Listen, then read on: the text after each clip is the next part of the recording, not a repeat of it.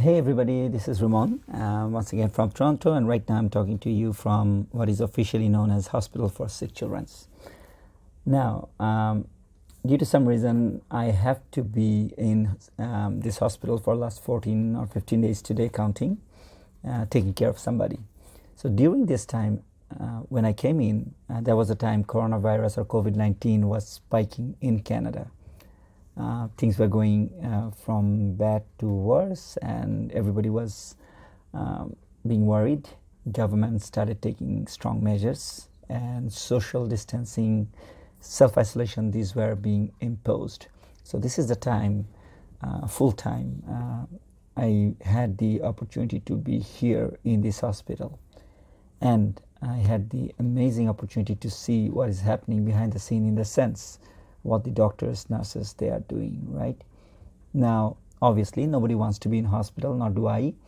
And we'd love to get out as soon as possible, but then we will count our lucky days, okay, for that.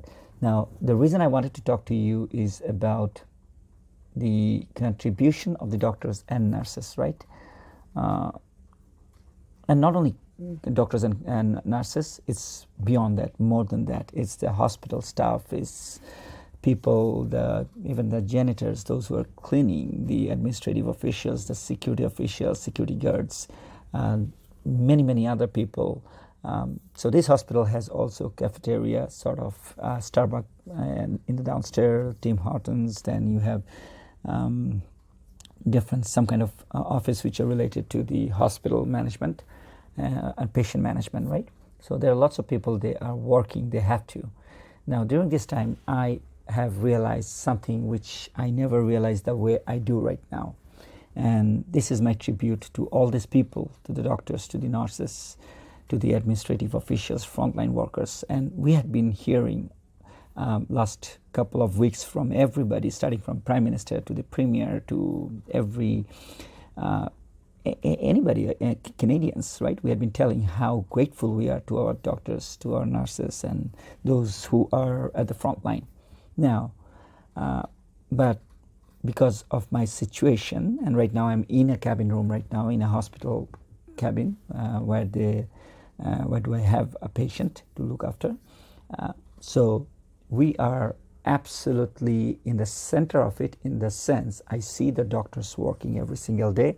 I see the nurses coming and going every single day. So what's my new knowing that prompted me to talk to everybody regarding this experience? Now see, I come from a military background, which means armed forces. I had the opportunity to serve the armed forces, right?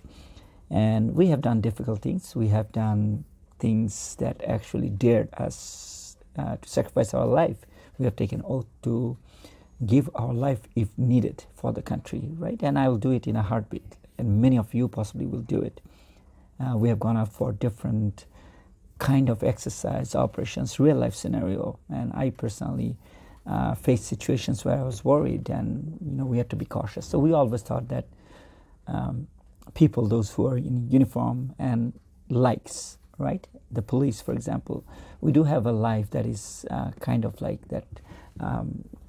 That is needs courage, and you have to be ready to go to the utmost length that you can. We consider ourselves courageous, right? Now, when I looked at the doctor, I know, nurses, I know, and we all know that they do a phenomenal job, good job. But what I realized is these doctors, nurses, they are brave beyond words. And let me explain to you why this a different kind of feeling or understanding, realization. See, there's something we all are enforcing right now, which we are calling social distancing, right? Okay, what does it mean? It means simply keep away, keep a certain distance from the person behind or person front or person on your other side, right? Maintain a distance so there is no physical connection, touch, or there is no possibility that the germs will move from one to the other, right? That's the reason. And we're also going for self-isolation, which means you and me, we are supposed to stay in our house, don't go out, or if we are to go out as less as possible. So social distancing is the call of the day to contain this COVID-19 or coronavirus thing, right? So what the nurses and doctors and these frontline workers, they are doing, the Canadians and everywhere in the world, they are actually defying social distancing, right? And I don't know whether I could make it clear or not. Means when you and me, we are enforcing social distancing and self-isolation, these doctors and nurses, knowing every bit of danger, they are defying the social distancing. They're coming close to the patient, knowing fully well the patient possibly has coronavirus, or some of them are identified with coronavirus. And beyond that, there are many patients who has other infectious disease, and there are different contagious diseases they could have, right? These doctors, these nurses know the danger. They know that it can actually take their life. And yet, taking all the precaution, yet they come close, they look after the patients. They touch them, they check them, they feed them, right? They take their pulses.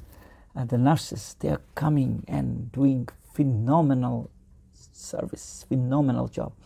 I could not have realized the way I do if I would not have seen it myself. And I am so full of respect for the sacrifice that these people, our doctors, our nurses, our frontline workers, and beyond the medical system as well, the essential workers they are doing, and they are keeping our country, our towns, our small community moving, right? Think about every other professions, the TTC driver, the train driver, right? Okay, or for example, the essential service, those who are offering, right? So now think about it as well. In the house, we are maintaining self-isolation. Our doctors and nurses, they come to the hospital every single day, take care of the sick people, like in every possible, their behavior, their care, their attitude is phenomenal, right? Exemplary. And then what they do, they go back to their house where their family is there. And if they're in danger for whatever reason, their families are also in danger, right? They're also have the probability of contacting anything from the doctor or nurses. I had been talking with a doctor today, and he was telling me that how is it that the doctor takes care of everybody in the hospital or wherever, the nurses, and then they go back and they sleep for 4 hours in a room away from the family to keep their family safe as well. So unbelievable sacrifice, unbelievable courage, braveness.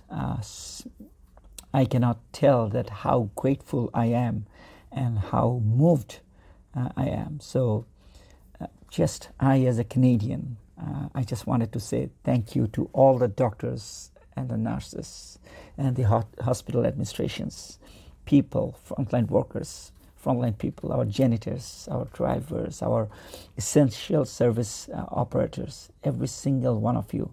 What you are doing to keep this country, to keep this city moving, to take care of us and the sick, it is phenomenal. It cannot be explained in words. You are really, really, truly the bravest son of the soil, and I just salute you.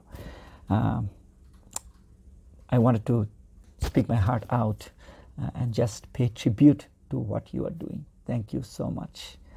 This country and all of us, we will remember you. I will remember you forever, right? For what you did, what you're doing, and I know what you'll be doing without asking a question at all.